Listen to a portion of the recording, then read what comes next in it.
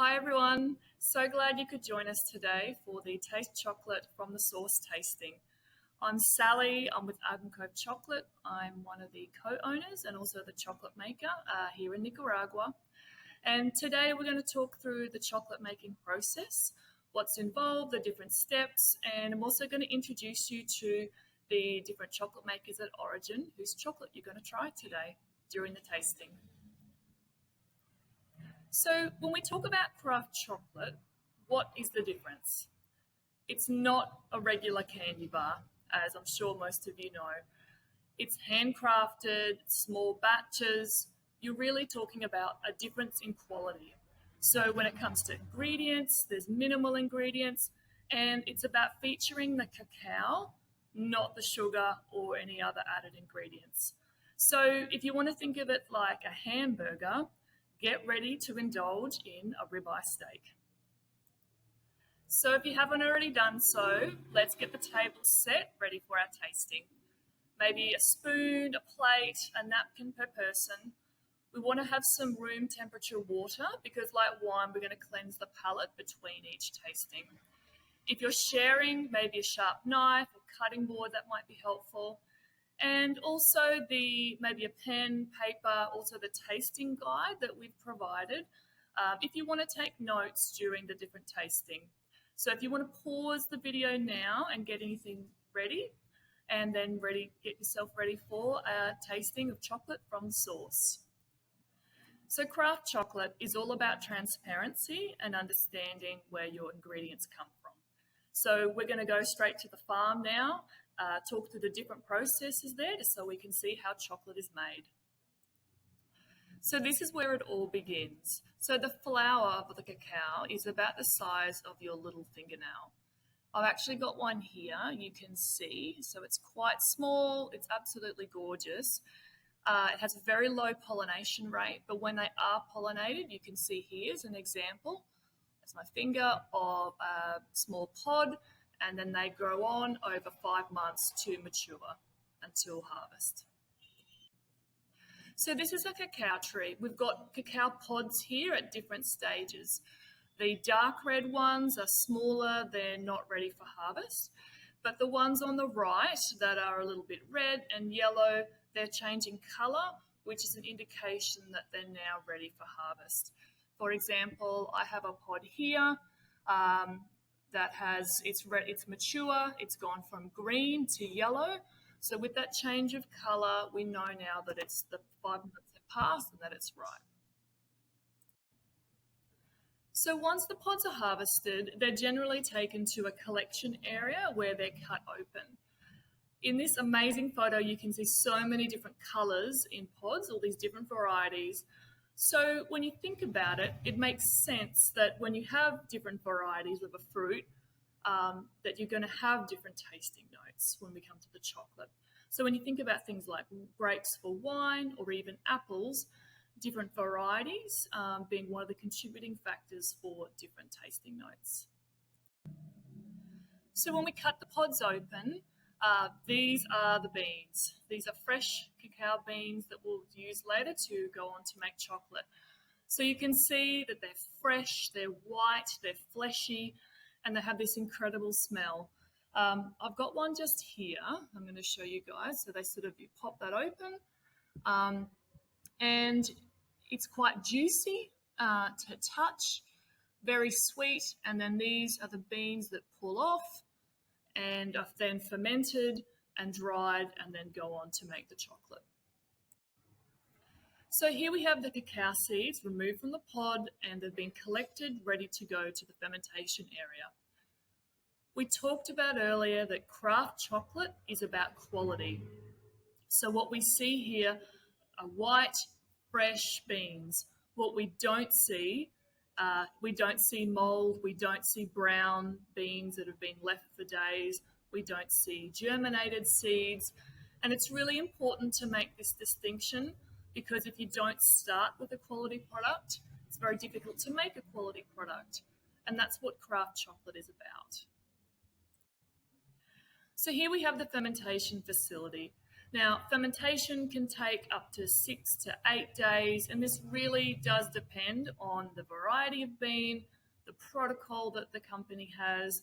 It depends on a lot of things. What you can see here are the wooden boxes. This is generally how craft chocolate is fermented. And in this case, we have a cascade with the boxes, so they're easier when they turn the beans, and some banana leaves covering the top. Now, the purpose of fermentation is to start the breakdown of cell walls. There are chemical changes and enzyme movements all within the bean, which is about developing flavor, which is what we want in craft chocolate. Fermentation is one of the most important processes, and in fact, there are actually consultants who specialize in cacao fermentation and fly all over the world giving advice. So it's quite a complex, really interesting and really important process. So now I want to introduce Layla to you. She's from Ecuador and she's going to talk to us about cacao fruit. My name is Layla Carvajal Urker. I'm the founder of Cocoa Supply and Chocolatier. Cocoa Supply is the distributor where we sell our products worldwide, Netherlands, US, and Australia, and all Europe. Today I would like to talk to you about our cacao fruit nectar, which is 100% cacao pulp that has been separated from the beans through a centrifuge, and then it has been pasteurized so that it becomes shelf stable, and that's also why you see it becomes a little bit more beige because of the caramelization. The flavor of the cacao nectar is a little bit citrusy, somehow reminds you a little bit of lychee, floral undertones, and even though it doesn't go directly as an ingredient into the chocolate, it does create, it has some flavor undertones that appear due to the fermentation. I hope you enjoyed it a little bit, and if you would like more information, please let us know, and enjoy your cacao. So after fermentation is the drying phase. Different companies have different protocols for drying. It's still quite a really important stage for flavor development for the bean. Beans might be dried in the sun. They might be also dried via different machines, just depending on the company and where they're located. So once the beans are dried, they are then stored, and generally in these 100-pound bags. So storage is really important. From a moisture point of view, we don't want moisture getting in, preventing insects, mold, and that sort of thing. And the beans actually need to cure or age like wine before we can actually make them into chocolate. And you might notice that there are no forklifts in this photo here. So the beans have now left the farm and they've arrived at the chocolate factory. Here they're generally sorted before they're roasted. With the roasting process, it's a bit like coffee in that it can be a lighter roast, a darker roast. There's lots of different profiles, with the idea being to bring out the different tasting notes, which when we talked about earlier, the difference between craft chocolate and other is this difference of quality and specific process to bring out tasting notes from just minimal ingredients.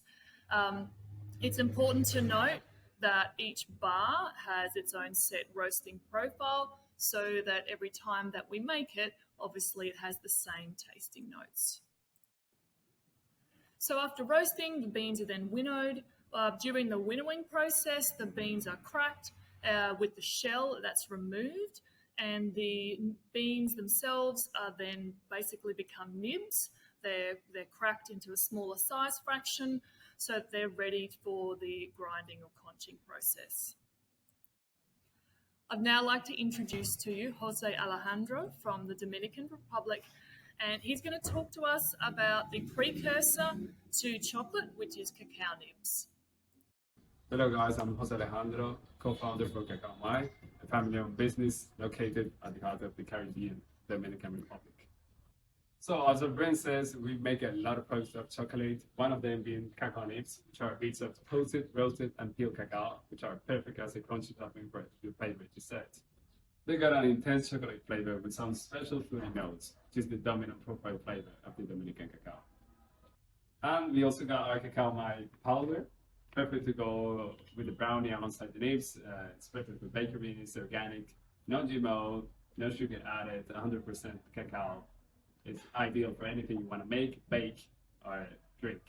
We try to work the most sustainable way possible, working with the organic certified cacao farms and giving the most utmost care and quality control to our products. Also, some chocolates are coming soon, and make sure to hit us up at Amazon to ship directly to your lovely houses. Now we're going to talk about refining and conching. So this is the process where the nibs are effectively ground into a cacao paste, and then eventually with the help of cacao butter, which occurs naturally within the bean, it becomes a cacao liquor. Now, this process, it can take from a few hours to a few days, and it really depends on the type of equipment and the machines that the company are using. This process also really affects the particle size and the chemical structure of the chocolate. It's a really important step too for different flavour development and can change that quite significantly. It's also during this step that sugar is added and cacao butter where applicable. So now the chocolate is in a liquid form, or maybe it's been made into blocks and it's ready for the tempering process. Now, tempering can be either through hand tempering or using a tempering machine, and the purpose of it is to stabilize the chocolate. So what we do is we raise the temperature of the chocolate and then it's lowered back down until we get the exact crystal structure forming to maintain the shelf life, so that when it melts on your tongue, it melts evenly, it's shiny, it maintains its color, and of course when you break the chocolate, it snaps nicely. So next we have the molding process. This can either be hand poured or dose operated through a machine. I've just got an example of a mold here, so you can see the 3 cavities of the chocolate bars. It's polycarbonate, it's quite hard. And what's important is that the chocolate is poured quickly, any vibrating occurs to get rid of any air bubbles in the chocolate, and then it's moved into a cooling space. So that could be a tunnel, a fridge, or somewhere else, so the chocolate's allowed to cool before it goes out of temper. So now that our chocolate bars have been molded, they need to be packaged. When you're talking about packaging of chocolate made at origin, we're normally talking about hand wrapping, okay? So for us at Argencove in Nicaragua, what we do is we have a gold foil, which we use to pre-wrap our bar, and then our packaging has to be pre-folded on the fold lines. We have to include the lot, expiry number here, and then of course any stickers for any awards, and then our bars are packaged in here like this, then folded until they're ready for sale. So here are just some examples of the beautiful packaging that craft chocolate makers have. And as a reminder, obviously on the back, you've got the ingredients, so you can see exactly what ingredients are in the bar. As craft chocolate, we're talking about quality. It's minimal ingredients. There should just be cacao, sugar, cacao butter, maybe 1 or 2 inclusions if relevant. You also might see the origin of the cacao and a story about the chocolate maker. Okay, so it's almost chocolate tasting time. We're going to try our first origin, but before we begin, we want to talk about how to actually taste chocolate. So grab your cocoa chocolate bar sample, get it ready. We're going to practice with this, but don't taste just yet. So as we go through and we're tasting the chocolate from the different origins, feel free to stop the video at any time if you need to take notes or go and get anything, so that you've got time to enjoy the experience. So now I'd like to introduce Maria from Cocoa in Mexico, and she is going to introduce her bar and what she tastes. Hello, my name is Maria, and I'm the founder of Cocoa, a Mexican bean-to-bar chocolate brand. We source our cacao directly with small farmers in different regions in Chiapas, in Southeast Mexico, paying 3 times over the fair trade market price. We craft our cacao, taking care of every step of the process in order to highlight the cacao natural flavors into our chocolate, without using any additives or flavorings. Today, I'm really excited to introduce to you our 76% cacao bar from Pichucalco, Chiapas. The cacao used for this bar was harvested by the Villa Contreras family in Hacienda Napaná in Pichucalco, Chiapas. This bar features natural almond and vanilla flavors with a hint of berries. I really hope you enjoy it as much as we enjoy making it. So now we're going to taste the chocolate, and when we taste chocolate, we use all of our senses. I'm going to talk through this in a bit of detail, so if you want to take any notes, just grab your pen. So first of all is sight. So when we look at the chocolate, is it shiny, is it smooth textured, or is it ground?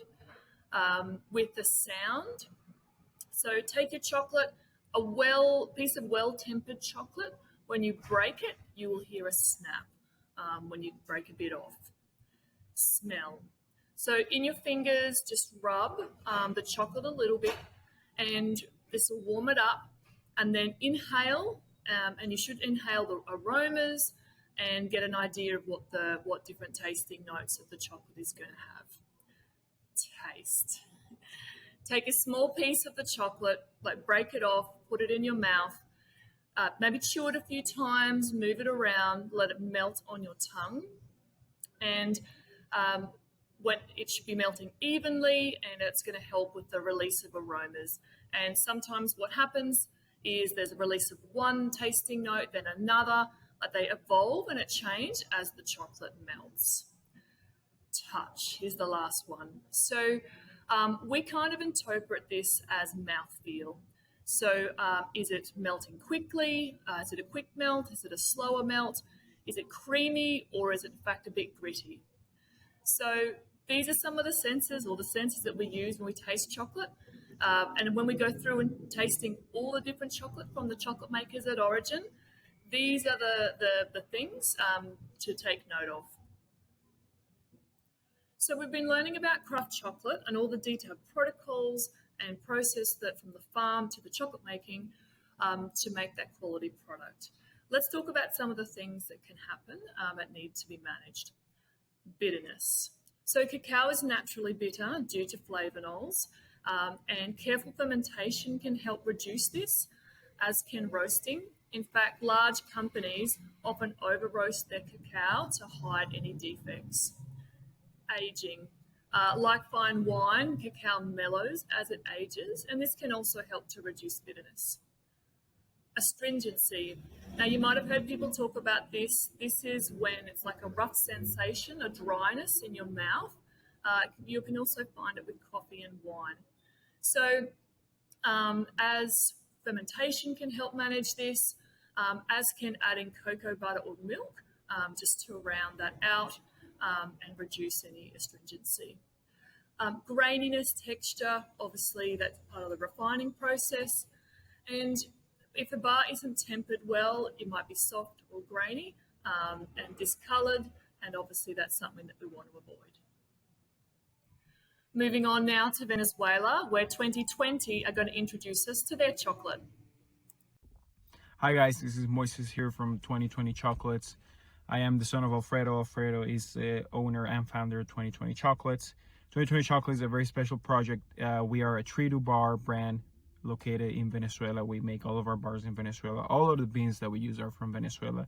And I say tree-to-bar because we do use some beans from our own plantations. We own and operate 3 plantations in Venezuela, 2 in the state of Yaracuy, 1 in the state of Carabobo. The one in Carabobo has a fermentation room and post-harvest, dry and fields and all of that. 2020 was, that refers to the cocoa belt, 20 degrees north, 20 degrees south of the equator, which is the only place where cocoa beans can grow in the world. I believe you guys tasted the Yaracuy bar, and that's one of our, very favorites. It is our darkest bar, 74%. And, Yaracuy is not a very popular origin in the US or even in Venezuela. We consider ourselves pioneers with that origin. We recover a couple of plantations that used to plant other crops in that area, and then we planted cocoa trees back in 2018, 2019. And what you're tasting is a few of the first batches from those beans from our farms in La Cocorota and Hacienda Puente Rio. I taste, for me, very citric fruit notes on that bar, a very pleasant astringency as well. And again, it's one of our favorite ones. I hope you guys enjoy it a lot. Thank you. Now we're going to talk about ethical sourcing and value chain and the importance of this for craft chocolate. So we're going to talk about the term tree to bar. Now you might have heard other people talk about farm to table. It's a similar concept. So for tree to bar, the farmer is also the chocolate maker. Cacao is manually harvested, as I'm sure you know, and it doesn't often grow in these massive plantations. So for this reason, what happens is often tree to bar makers will buy from their neighbouring farms. Now we're going to travel to neighbouring Colombia, where we're going to hear from Erica's son Miguel about Somos Cacao. Hello everyone, I'm Miguel Bergel, co-founder of Somos Cacao, a Colombia company committed to the peace and creation of unique Korean chocolates.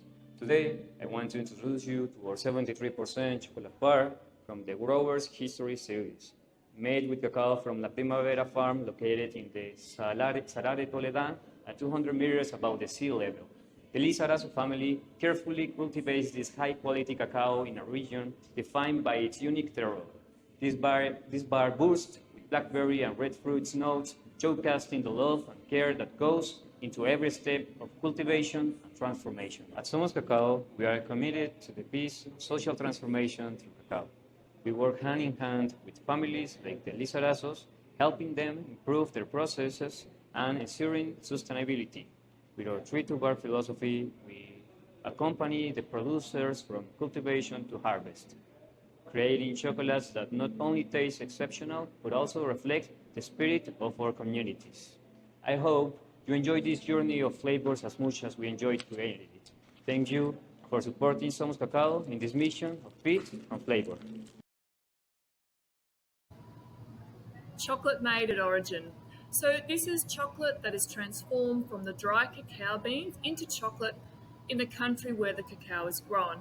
So what's really cool about this is you've got more jobs, more training, capacity building for that local economy in the country where the cacao is grown. So now we're going to take you to Nicaragua, and I'm going to tell you a little bit more about our company, Argencove Chocolate. Hi, I'm Sally McFadyen from Argencove Chocolate. I'm one of the co-founders and also the chocolate maker here. So we're based in Granada in Nicaragua in Central America. We've been making chocolate now for over 6 years, and we've won over 86 international awards in that time. We have our own cacao farm about 10-15 minutes from the city of Granada, where we have a chocolate factory. What was really important for us is that when we set up the cacao farm was having a scientific approach to farm design, fermentation, and genetics, but also enduring our chocolate making process as well. Today we're going to try our Mombacho bar. It's a 70%, it's only 2 ingredients, and it has tasting notes of raisins, cranberries, and blackberries. This bar it's quite thin, so you might notice all of our bars are this thickness. It was specifically chosen that way because of the experience that you have when it melts on your tongue. For us, really enjoy this bar. It is one of our favourites, and if you enjoy wine, recommend pairing it with a Shiraz or a full-bodied red wine. I hope you enjoy our bar. So direct trade. Now this is when the cacao beans are purchased directly from the cacao producers, and the emphasis here is on quality and transparency, which is what we've been talking about with craft chocolate. So what you normally find is direct trade companies, they will go and visit the different producers regularly in the country, and this is to develop relationships so the producers know what the chocolate makers are looking for, and to agree on have contracts in many cases about stability for pricing, and obviously that it's done in a transparent format. Okay, bean to bar. Now this term, we talked about tree to bar earlier. Now we're talking about bean to bar. This is when chocolate is made from starting with the raw beans, going through the process of the roasting, winnowing, the refining, the conching, the tempering, the molding, etc., until you get to the finished chocolate bar. So just for a bit of fun, we thought we might take a poll. If you're tasting in a group, maybe just pause the video and have a look at the options. If you're tasting by yourself, quickly read through and maybe pause the video before continuing. Okay, so in the US, what is the minimum amount of cocoa you need to legally call it chocolate? Is it A, 5%? Is it B, 10%? C, 20%? D, 25%? Or E, 35%? Okay, so in Europe, it's actually 35%, Canada, 25%, and the US, it's 10%. And in the US, dark chocolate is not actually defined, so it can have as little as 10% cocoa content, and it can even have milk in it. Semi-sweet chocolate, however, is quite strictly defined, and it must contain at least 35% cocoa content. Milk chocolate is 10% cocoa, but because the US are better at growing cows than cocoa, it requires 12% milk. For white chocolate, the minimum requirement is 20% cocoa butter. So that's more cocoa than milk or dark chocolate. Now, for white chocolate, it is also limited to the percentage of sugar that it can have. It's 55% sugar by weight, which means white chocolate can have less sugar than milk chocolate, which can be over 70% sugar, or even less sugar than bittersweet chocolate, which can contain up to 65% sugar. So we're just going to talk about ingredients and labeling for a moment, because we know that so many of you are conscious about your health, recognize that dark chocolate is good for your health, and knowing what the ingredients are is really important to you. So just a few things. Cocoa and cacao are often interchangeable.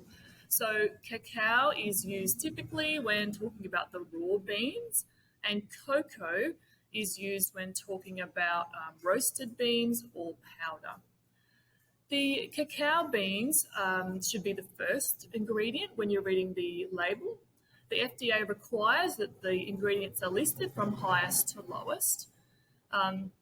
If it's fine chocolate, then you should also see the percentage of the cocoa mentioned on the label. And generally what you see is the cacao content or cacao and the sugar, and then there might be the optional things like the cocoa butter, any relevant inclusions. For non-GMO, it's probably best to avoid beet sugar and soy lecithin. Also look at if it's got, and to avoid any natural flavours. And for high antioxidants, avoid Dutch or anything that's alkalized. So we recognise the importance of that, and so we just wanted to touch on that for you today. So circling back to Ecuador now, we're going to hear from Jenny about Connection Chocolate. My name is Jenny Samaniego. I am the founder of Connection Chocolate. We are based in Ecuador, and we craft ethical specialty chocolate couvertures. We source all our cacao beans directly from cooperatives in the country. This special approach allows us to highlight the different flavor profiles of each of the provinces that we work with. All our cacao is a fine flavor national cacao, which is very fruity and floral in aromas. And what makes our chocolate very unique and special is our special approach and commitment on making a positive impact in the confectionery chocolate industry that is mainly male and multinational dominated. We want and we aim to bring professionals out there traceable chocolate that can elevate their creations and talk about sustainability and origin. With that said, I'd love to introduce our chocolate, Bujaranga, which is a vegan dark milk chocolate. It's amazing for baking and confections. For anybody out there that like to melt, that like to make bonbons as well, is a chocolate that is very smooth, has cocoa forward nuts, is a creamy, and also it has some coconut hints as well. So yeah, we love for you to try to taste. We love to hear what you think about the chocolates. And if you like to contact us, please reach us through our website or social media in conexionchocolate.com. Thank you. Here to present our final bar together is husband and wife team Tuta and Juliana from Baini in Brazil. Greetings everyone from Baiani Factory. I'm Tuta Aquino. I'm Juliana Aquino, and we are here to talk about... This is the amazing double caramel made with our own cocoa butter. Can you imagine that? Cocoa butter from our own cacao, harvested at our own farm. Yes, that's why we are true to our brand. It's true. And there is something special about it. That is, why is it called double caramel? Because we caramelize the sugar, of course, and the milk powder, which makes this wonderful color for the bar. And we look at that. Ooh. That's our beautiful mold, the Baiani bar, with the double caramel that has almost a pumpkin-like color. Wow. I wonder what you would taste, and give us your impressions. I hope you like it. This is one of our favorites. Yes, definitely. Please let us know. So as we're getting close to the end of our time together today, there are just a few other themes that we wanted to make sure that we pointed out. So agriculture and export cash crops, they tend to be primarily men for a variety of reasons.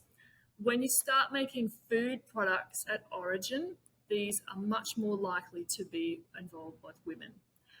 Now, 7 of the 8 products that you've tasted today are businesses that are led or co-led by women. That was not the design. It's just true to many origin-made products. Then women in food culture, they go hand in hand. All of the products that you've tasted today are from either a tree-to-bar or direct trade company. Now, all of these companies are happy to share their environmental sustainability practices with you because there's something that they believe in and they recognise the importances of these. Many of the farms are also farming organically, even if they're not certified.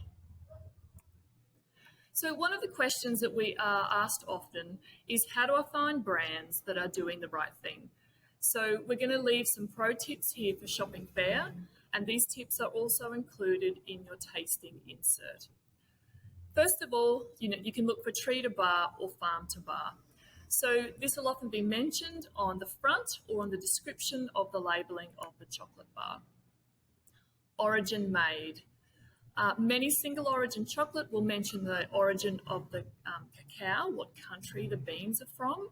And an easy way to discover if the bar is made at origin is to turn it over, and it will either say made in Nicaragua, Brazil, Ecuador, or it might say on the back of the packaging, it might say manufactured by, and it will list the country. So you can see if they match. As a note, all of the products listed on the Cocoa Future Collaborative website are origin made, and so we just wanted to make that clear. Direct trade or transparent trade, these are terms you might find on the back of a label bar, and these are still great ways for shopping fair to identify those. It's a little bit more labour intensive and not always practical, obviously, when you're at the shop.